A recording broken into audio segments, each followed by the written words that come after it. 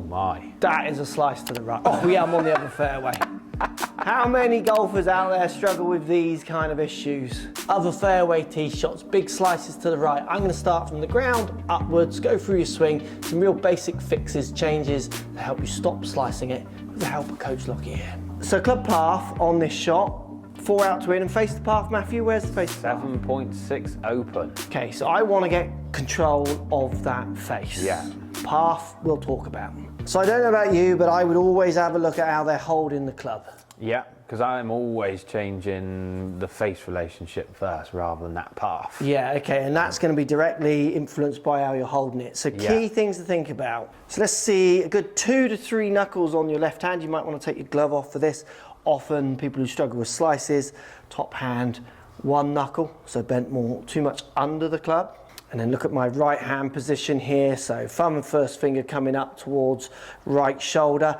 Let's make sure it's not too far over. That's a very common issue with slicers. So basically, as you stand down at your grip, you want everything turned more around the club to the right. So the right hand will go under the club more, left hand will come kind of over on top of it a lot more. And one other key factor is to get rid of the club out of this part, your palm. A lot more down here in the base of the fingers. So basically running through the top of the left first finger into the bottom of the palm by your little finger. You wrap your hands around, seeing 2 or 3 knuckles here, much better control of the face for most golfers. First checkpoint. So I'm going to hit a shot now, ball position outside my left toe. And that one is yee-hawing off to the right. Not quite as far, but it's got plenty of cut spin on it. And now I'm playing well with the ball much closer to the middle of my stance, which also isn't really correct for this club. But very different shape and shot with those two. If we have a quick look at the numbers on those two. So if you look at the last 2 shots, Matthew, 8.5 out to in, I think, and then 5.2 in to out on club path. So I moved path by moving ball position. Yeah, interesting. Face? You have reacted too. So the first one with your 8.5 out to in, your face was 12 open, compared to a 4 close to path face with that 5 into out. So let's get the ball position just inside your left heel. With your driver, we can move it with different irons, but we're talking the big stick, if you like, at the moment. Slicers generally push the ball more and more further forward to try and get that path going more left because they know it's going to carve off to the right. The trouble with that is it encourages everything you're trying to fix. So getting that ball just inside your left heel with that better grip, you're right on the right road to calming this slice down. Now the other issue, if you are someone who leaks that ball a long way forwards, for me to actually try and reach that ball and not bottom out kind of way behind the ground here, is I have to start then almost pushing my shoulders forwards. That makes my shoulders point way left. This encourages that path to go further left. Let's get your setup working around hitting some shots that don't have the big slice. Ball just inside left heel. I want you to get your hips slightly forward. This will give your upper body a little bit of tilt and hopefully let your shoulder, right shoulder, just come back a little bit. Think about it. You've got one hand lower than the other on the golf club. We don't want these shoulders level and tilted to the left. We want them tilted back.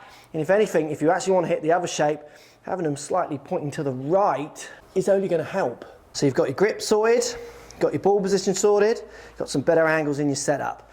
I can, from all these great, brilliant textbook positions, if I have no control of the club face, I can still rain it down. Oh, that's a Rory right. Oh, you missed it the other side. Yes, go on. I can slice it.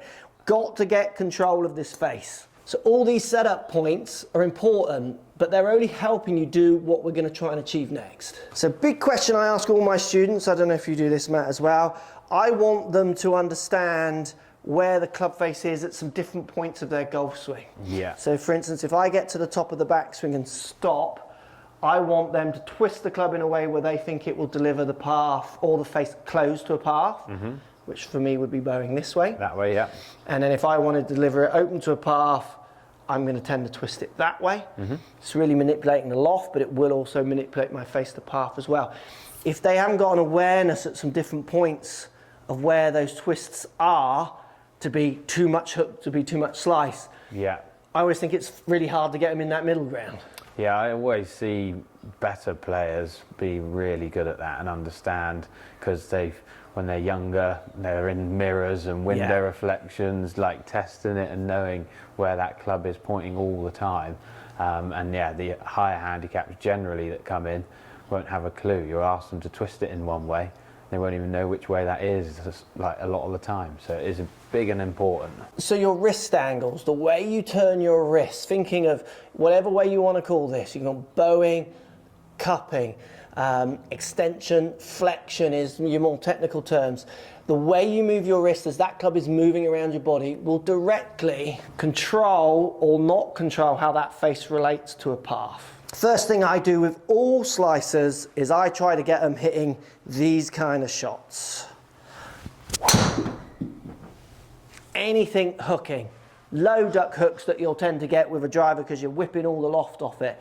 What I did in that shot is as I took the club back, I gradually just kept turning it back to the ball. So the face just keeps going back to the ball.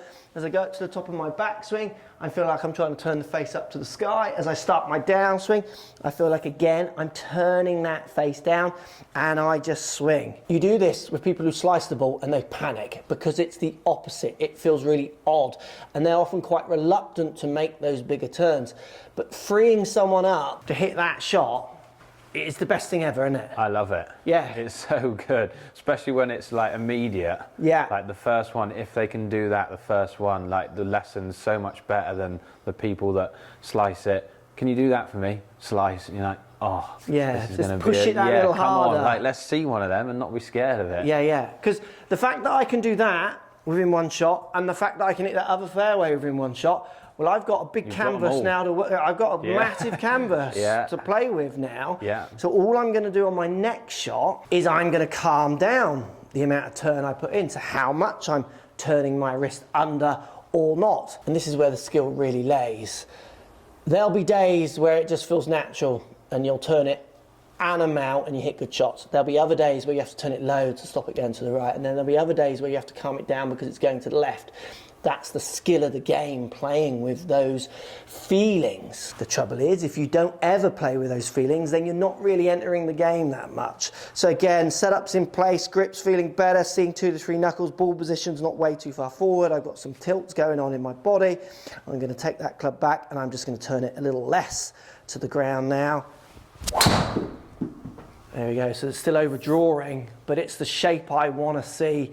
It's the shape I want to work with. Should we see the numbers on that one? So path and face, cool and Matt, what are we doing now? Very good. 2.3 path into out and your face is closed 1.5 to that path. So pretty good. Yeah. It's overturned maybe because of strike location, but like that's decent for your drawer. Absolutely. If you're someone who's struggling with that slice, with the driver, these points, promise you, if you follow them from the ground up and learn how to use those wrist angles, you will control it. You'll reduce it. And if you're really good at pushing yourself, like Matt was saying, getting that overturn, that snap hook is a great place to work yourself back from rather than walking over onto that right and hoping the other people haven't hit your golf ball. Let me know if this helps in the comments down below. Post comments as always. Is it a shot you struggle with? Do any of these points make sense or not? If they do, let me know down there. And if they helped you, let me know. And if they didn't, let me know how they didn't. We can do more to try and help you. Thanks for watching.